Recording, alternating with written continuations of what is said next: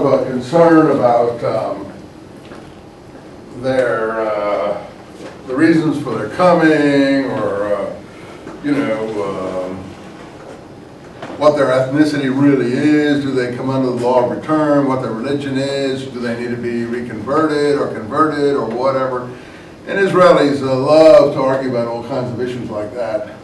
My solution to those problems would simply be like Abraham in the Old Testament: who's ever, with us is part of the group. Whoever doesn't want to be with us is not part of the group. And I wouldn't even be interested in all those rabbinic sort of issues. To my mind, Abraham, I don't want to use that particular issue of circumcision, but if you remember, I think it's Genesis 17, Abraham circumcised his whole household. Everyone was traveling with him. It doesn't matter who. It's not that Abraham, God supposedly tells him to do that. Whether you should or shouldn't circumcise has nothing to do with my point. The point is that's a way of showing you're part of this particular community. But in the Bible, that is. So, but that's how I wouldn't ask anyone questions. It's tough enough to be part of that cultural community. Why would anyone want to question anybody? If you're with us, I'm talking about Israel, I would just say, as an Israeli, if I was one of them, you're with us, and if you're not, you're not. And if you notice the casualties in the recent war in Lebanon, I follow the casualties pretty closely, because I hook on to all the websites of the Middle East. If you want to ever do that, the right-wing website is Devka.com. This is a Russian website in Israel, and they know all the secret intelligence stuff from everywhere. The only problem with that is they sometimes go way overboard and exaggerate to the extreme, but that's a right-wing Russian immigrant website in Israel who know all the intelligence stuff.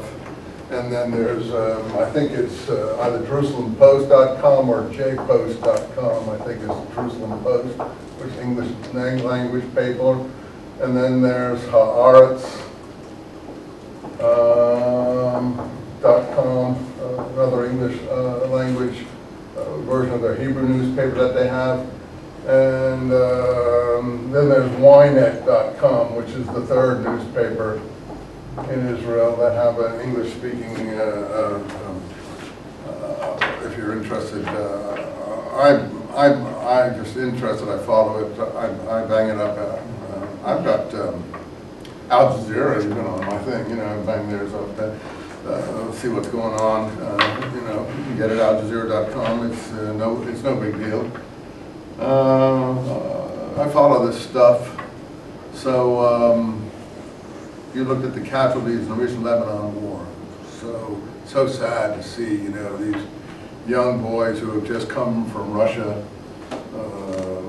just gotten settled in Israel.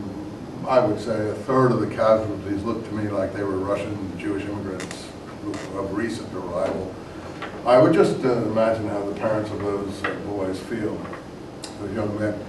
You say, well, what about the Lebanon people on the other side? Well, yeah, one can feel things, but, they don't sort their problems out. They ask for these things, they provoke. And so it's hard to generate an awful, great pity in that particular situation. No one in Israel wants to go to war with these people. They just want to be left alone. You people, do your thing, but leave us alone. But they're not going to leave them alone, so these wars occur. Whether that was a necessary one or wasn't necessary, I can't judge those things.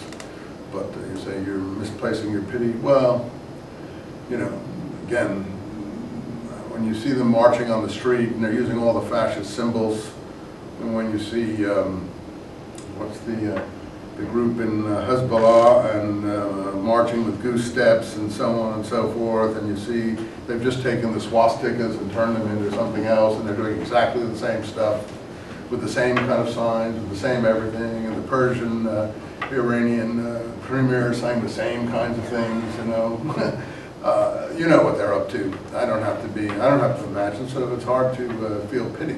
And the Israelis were not bombing the Christian areas at all.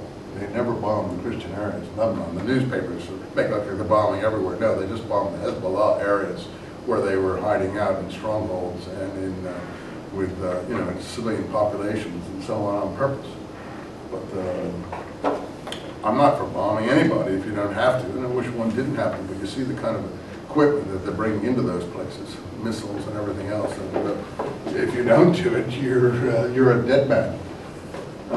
So it's a sad situation, obviously, and we're going through the same thing in Iraq ourselves, and we didn't go in with sufficient force, and now the whole thing is chaotic, and who knows what the final result of all that will be, and I don't want to try to evaluate it right or wrong. It's none of my business to place blame, but they just didn't do it the way it had to be done if they were going to do such a thing, and it was just very poor planning.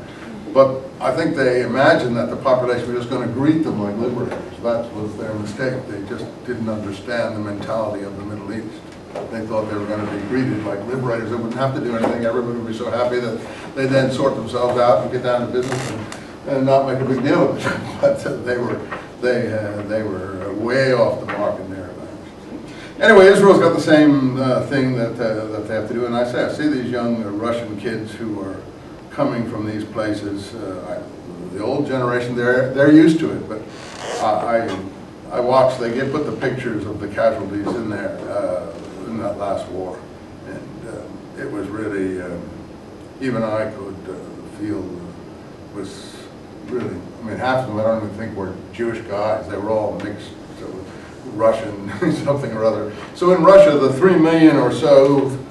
2.5 million, 3 million, they don't know exactly how many are or aren't. It's a very mixed up situation in Russia as far as background goes, a lot of intermarriage and so on. So it's not clear who is really Jewish, who isn't really Jewish, whether they're leaving for this reason or that reason.